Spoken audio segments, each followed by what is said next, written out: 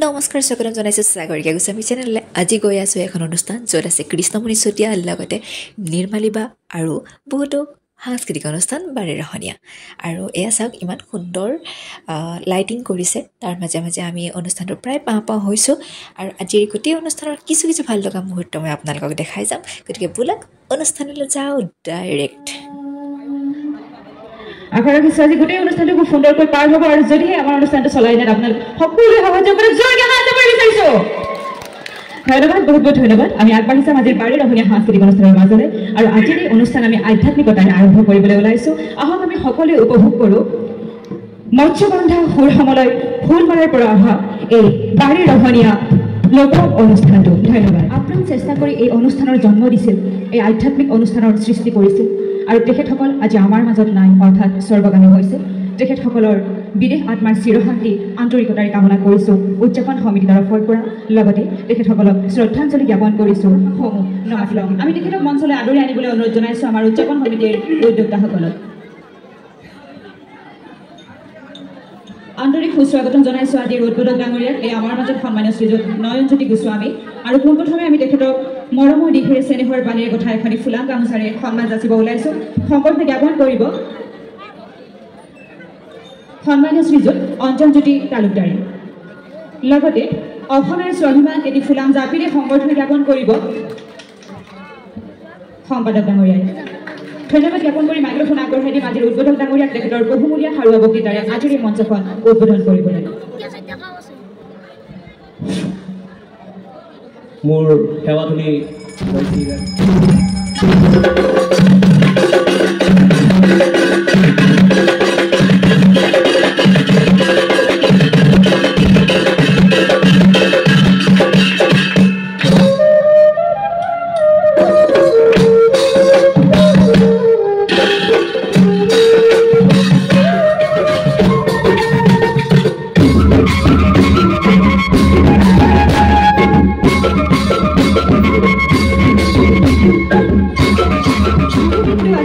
শ্ৰীকৃষ্ণ। আৰু এই শ্ৰীকৃষ্ণই এষাৰ বাক্য কৈ গৈছিল, যিষাৰ বাক্য আমি যদিহে দুখৰ সময়ত ভাবোঁ তেতিয়াহ'লে সুখ অনুভূত হয়, আৰু যদিহে আমি সুখৰ সময়ত ভাবোঁ দুখ অনুভূত হয়।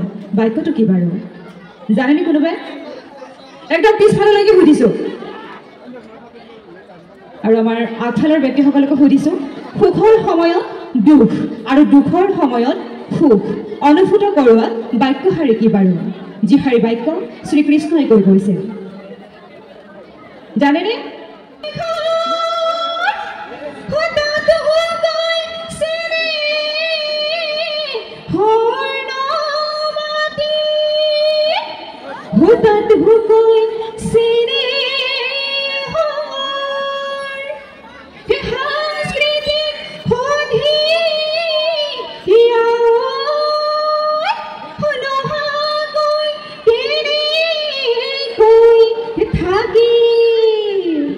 হয়নে? সেইকাৰণে আমি সকলোৱে সন্মিলিত হৈছোঁ, হয়নে নাই? এটা চাৰি মনত কৰিছে, যিহেতু আধ্যাত্মিক অনুষ্ঠান মই সুধি লৈছোঁ, চাৰি ক'ব পাৰিমনে? আৰম্ভ কৰা আৰিয়ান হাজৰিকাক আন্তৰিক সুস্বাগতম জনাইছোঁ। আৰু এইখিনিতে আমি আৰিয়ানক সম্বৰ্ধনা জ্ঞাপন কৰিবলৈ আগবাঢ়িছোঁ আনুষ্ঠানিকভাৱে। অসমীয়াৰ স্বাভিমান এখনি ফুলাম গামোচা, লগতে অসমীয়াৰ গৌৰৱস্বৰূপ এটি ফুলাম জাপিৰে সম্বৰ্ধনা জ্ঞাপন কৰিব সন্মানীয় শ্ৰীযুত সুনীল চিলদেৱে।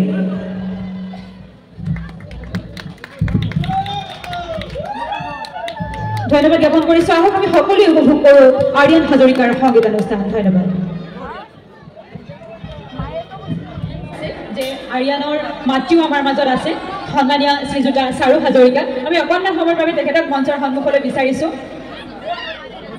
আৰু সঁচাকৈ এটা সাংস্কৃতিক অনুষ্ঠানৰ আৰম্ভণি যিমান সুন্দৰ ধৰণে যি ধৰণে হ'ব লাগে তেনেদৰে আৰম্ভণি কৰা আমি আৰিয়ানৰ উজ্জ্বল ভৱিষ্যত কামনা কৰিছোঁ সংগীত জগতৰ। আৰু এই আপোনভাৱৰ মাজত আৰিয়ানৰ মাতৃ সন্মানীয় শ্ৰীযুতা চাৰু হাজৰিকা।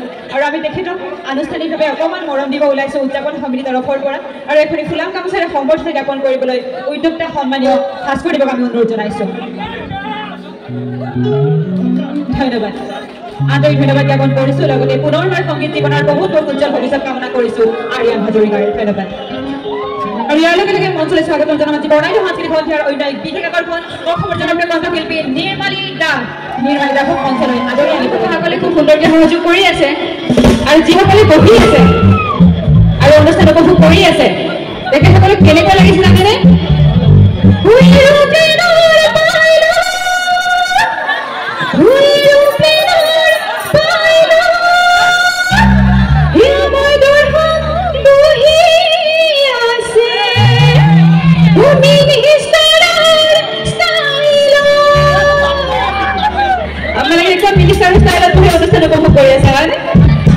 কিন্তু আমাৰ ল'ৰাসকলে বহুত কষ্ট কৰি অনুষ্ঠান উপভোগ কৰি আছে সদুমতিকে ধন্যবাদ জ্ঞাপন কৰিছোঁ সন্মানীয় শ্ৰীযুতা নিৰ্মালিতা খেলিও আন্তৰিক সুস্বাগতম জনাইছোঁ আন্তৰিক অভিনন্দন জ্ঞাপন কৰিছোঁ আৰু আনুষ্ঠানিকভাৱে এটা সম্বৰ্ধনা জ্ঞাপন কৰিবলৈ আগবাঢ়ি গৈছোঁ পোনপ্ৰথমে অসমৰ গৌৰৱস্বৰূপে এখন ফুলাম গামোচাৰে সম্বৰ্ধনা জ্ঞাপন কৰিব সন্মানীয় শ্ৰীযুত দেৱজিৎ হালৈয়ে ধন্যবাদ ইয়াৰ লগে লগে এটা ফুলাম জাপিৰে সম্বৰ্ধনা জ্ঞাপন কৰিব সন্মানীয় শ্ৰীযুত ৰাতুল দাসে ধন্যবাদ আহক আমি সকলোৱে উপভোগ কৰোঁ নিৰ্মালিবাৰ সংগীত অনুষ্ঠান ধন্যবাদ একো নাই মানে মই এনেই কৈছোঁ দেই চিঞৰিব নালাগে এনেই কৈছোঁ আচলতে অকণমান খুব মনে মনে আছে কাৰণে কৈছোঁ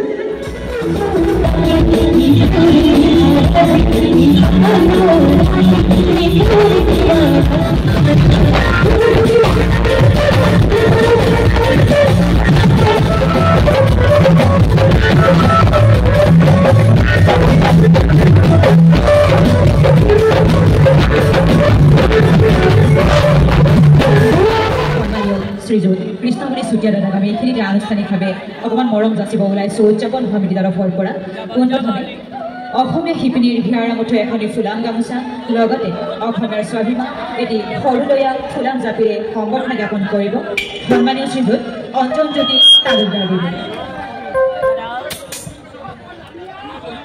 Thank you. আৰু এই নহমাটি আচলতে আজি আমাৰ অনুষ্ঠানটো একেবাৰে ঘৰুৱা অনুষ্ঠান আৰু সকলো মানুহে চিনাকি আৰু মই যিহেতু কৈছিলোঁ যে অনুষ্ঠানটো চাগে দেৰি হ'ব কিন্তু মই আহোঁতে 10 বজাৰ আগতে আহিলোঁ আৰু গোটেইবিলাক অনুষ্ঠান শুনিলোঁ আৰু আপোনালোকৰ এই বিশাল আয়োজন ইমান ধুনীয়া আমি যিহেতু উজনিৰ ল'ৰা গতিকে আমি এই উজনিত এনেকুৱা এটা পৰিৱেশ আমি দেখি পোৱা নাই কাৰণ সভা এই অনুষ্ঠান